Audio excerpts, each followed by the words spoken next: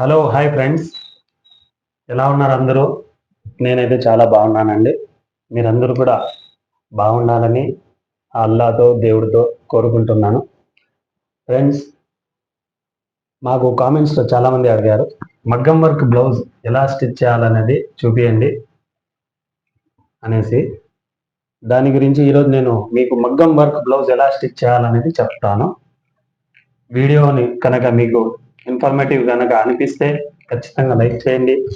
మీరు లైక్ చేయడం వల్ల ఇతరులకు ఈ వీడియో అనేది చేరుతుంది, వాళ్ళకు కూడా చాలా హెల్ప్ అవుతుందండి. So please like and share, me family and ఫ్రెండ్స్కి షేర్ చేయండి. ఎవరైతే ఈ టైలరింగ్ ఫీల్డ్లో ఉన్నారో, బోటిక్ ఫీల్డ్లో ఉన్నారో, ఫ్యాషన్ ఫీల్డ్లో ఉన్నారో వాళ్ళందరికీ షేర్ చేయండి ప్లీజ్. ఇంకా అలాగే కామెంట్ చేయండి. అలాగే మా అనుభవం ఈ కుట్టు మిషన్ మెకానిక్గా, ఈ టైలర్గా 24 ఇయర్స్ నుంచి ఇదే ఫీల్డ్లో ఉన్నామండి. సో మీకు ఏదన్నా మిషన్ సంబంధించిన డౌట్లు, సలహాలు ఏదైనా కావాలంటే ఖచ్చితంగా నన్ను కామెంట్ ద్వారా సంప్రదించండి. నేను మీకు మా ఫోన్ నెంబర్, పర్సనల్గా ఫోన్ నెంబర్ ఇచ్చి మీకు ఏదైనా హెల్ప్ కావాలంటే హెల్ప్ చేస్తాను. మరి వీడియోలోకి వెళ్ళిపోదాం ఫ్రెండ్స్. వర్క్ బ్లౌజ్, మగ్గం వర్క్ బ్లౌజ్ అనేది సింపుల్ అండి, చాలా సింపుల్. నార్మల్ బ్లౌజ్ కానీ, పైపింగ్ బ్లౌజ్ కానీ స్టిచ్చింగ్ చేయడం వస్తే చాలండి. మగ్గం వర్క్ బ్లౌజ్ చాలా ఈజీగా స్టిచ్ చేయొచ్చు, కానీ కొన్ని జాగ్రత్తలు పాటించుకుంటే చాలు. ఆ జాగ్రత్తలు ఏంటో ఈరోజు నేను మీకు చెప్తాను.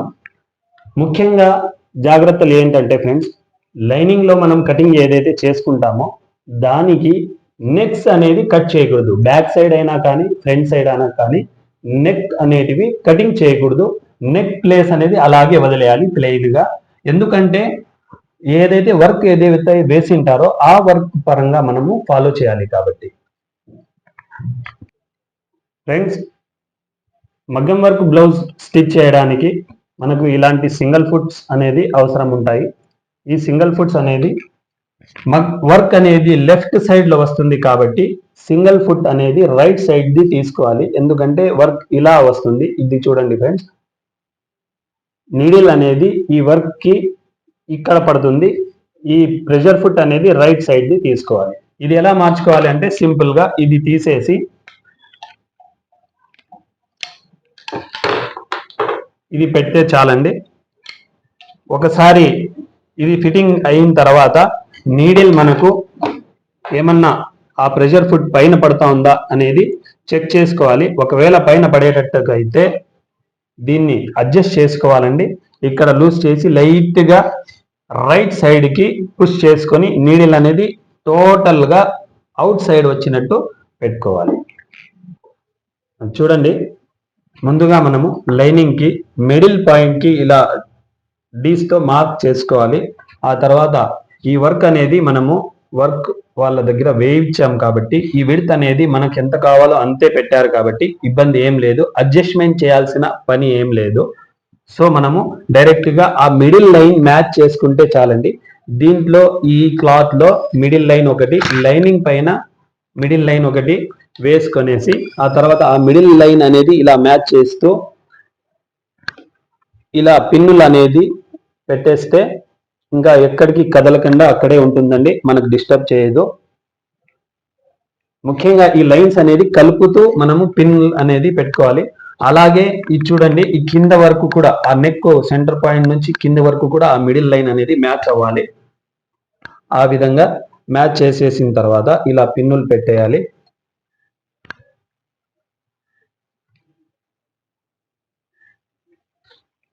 సో ఇప్పుడు ఎక్కడికి ఈ క్లాత్ అనేది ఎటు జరగదు కాబట్టి మనం ఎలా తిప్పుకున్నా స్టిచ్ చేసేటప్పుడు ఈజీగా మనము స్టిచ్ చేసుకోవచ్చు. ఇప్పుడు చూడండి ఫ్రెండ్స్, ఈ లైన్ ఏదైతే వర్క్ లైన్ ఏదైతే ఉందో దాని పక్క నుంచి కుట్టు వేసుకుంటూ రౌండ్ గా నీట్ గా తిప్పుకోవాలి. ఈ ప్రెషర్ ఫుట్ సింగిల్ ఫుట్ వేసుకున్నాము.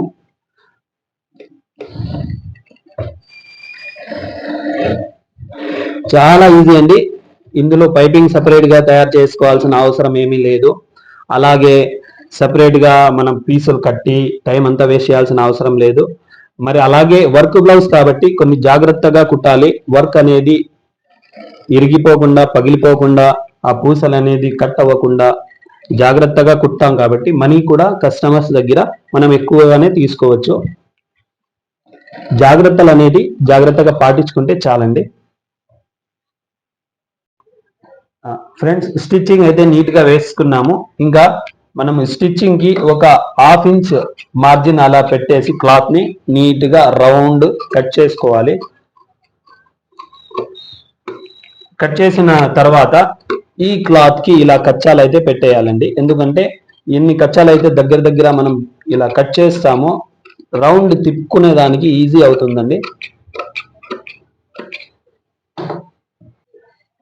ఫ్రెండ్స్, కటింగ్లు అయితే చేసుకున్నాం నీట్ గా. ఆ తర్వాత లైనింగ్ మాత్రమే ఇలా తీసేసుకొని ఈ క్లాత్ ఎక్స్ట్రా మార్జిన్ అనేది లైనింగ్ వైపు ఇలా పెట్టి ఇక్కడ కినారి కుట్టు నీట్ గా ఇలా టోటల్ రౌండ్ అప్ లో ఇలా వేసుకోవాలండి. ఎందుకంటే నీట్ గా మనకు స్టిఫ్ గా నీట్ గా ఉంటుంది. సో ఇలా వేసుకోవాలి. ఫ్రెండ్స్ చూడండి, నీట్ గా ఈ కినారీ స్టిచ్ అనేది వేసేసాము. ఇంకా పై స్టిచ్ మనకు టెక్నిక్ ఉంటే కనుక ఈ వర్క్ పూసల పక్క నుంచి ఇలా లైట్ గా వేసుకోరావాలి. కానీ జాగ్రత్తగా ఈ పూసలు పగిలిపోయే అవకాశం ఉంటుంది.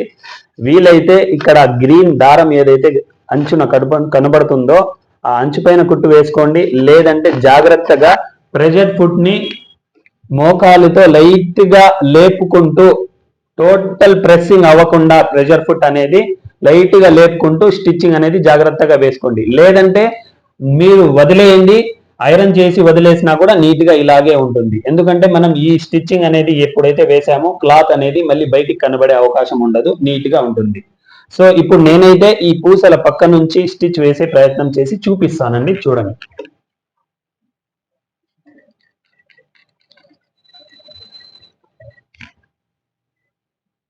ఇక్కడే చాలా భయపడుతూ ఉంటారండి చాలా మంది. ఎందుకంటే ఈ పూసలు పగిలిపోతాయేమో దీనిపై నుంచి ప్రెషర్ ఫుట్ అన్ని వస్తే. సో మనము మోకాలుతో ఈ ఫుట్ ని కొంచెం లైట్ గా లేపుతూ ఈ స్టిచ్చింగ్ అనేది వేసుకోవాలి.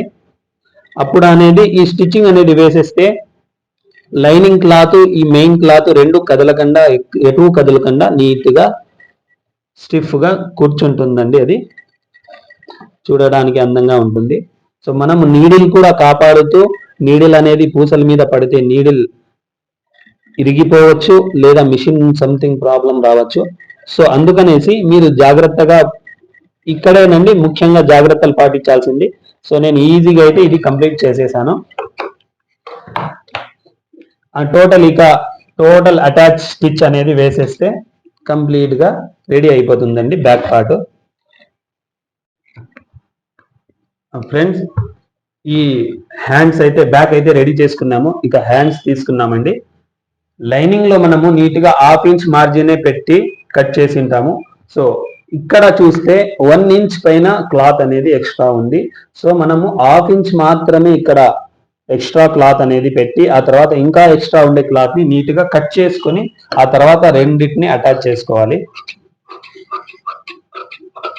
ఎందుకంటే ఒకవేళ మనం 1 ఇంచ్ అనేది క్లాత్ మనం ఇందులో పట్టించేస్తే హ్యాండ్స్ అనేది హాఫ్ ఇంచ్ షార్ట్ అయిపోయే అవకాశం ఉంటుంది. సో మనం ఎంతైతే క్లాత్ మార్జిన్ కోసం హ్యాండ్స్ లో వదిలింటామో అంతే క్లాత్ ని దీంట్లో కూడా పెట్టి ఎక్స్ట్రా క్లాత్ ని కట్ చేసి తీసేయాలండి. హ్యాండ్స్ లో ఒక విషయం మనం జాగ్రత్తగా గమనించాలి. హ్యాండ్స్ లైనింగ్ పీస్ లో ఇలా సెంటర్ లైన్ అనేది వేసుకోవాలి. ఇదేనండి మనం జాగ్రత్తగా పాటించుకోవాల్సిన ముఖ్యమైన విషయాలు. మగ్గం వర్క్ బ్లౌజులకు ఈ సెంటర్ పాయింట్స్ అనేది మిస్ అవ్వకుండా చూసుకోవాలి. బ్యాక్ ని ఎలా అయితే మనం సెంటర్ లైన్ అనేది డీస్ తో మార్క్ చేసుకున్నామో సో అలాగే హ్యాండ్స్ కి కూడా ఈ సెంటర్ లైన్ వర్క్ యొక్క సెంటర్ లైన్ అనేది మార్క్ చేసుకొని ఈ సెంటర్లు రెండు కలిపి నీట్ గా ఇలాగా పెట్టి స్టిచ్ చేసుకోవాలండి. ఎందుకంటే ఒకవేళ ఆ సెంటర్ మిస్ అయ్యి కొంచెం అటు జరిగినా లేదా అటువైపు జరిగిన వర్క్ అనేది వన్ సైడ్ అనేది వెళ్ళిపోతుందండి. సో అందుకనేసి ఇవే ముఖ్యమైన మనం పాటించాల్సిన జాగ్రత్తలు. ఈ సెంటర్ పాయింట్ అనేది ఎక్కడికి జారకూడదు. చూడండి, మనమైతే నీట్ గా స్టిచ్ చేసుకున్నాము. ఇంకా బ్యాక్ పీస్ కి ఎలా అయితే లైనింగ్ పీస్ మీద ఎలా అయితే స్టిచ్ చేసుకున్నామో అలాగే హ్యాండ్స్ ని కూడా ఇక్కడ స్టిచ్ చేసుకొని ఆ తర్వాత ఇలా మడుచుకొని ఆ తర్వాత వర్క్ పక్క నుంచి లేదా ఈ పూస పక్క నుంచి స్టిచ్ చేసుకుంటే స్టిఫ్ గా నిలబడుతుందని ఆ తర్వాత టోటల్ అటాచ్ చేసుకోవాలి.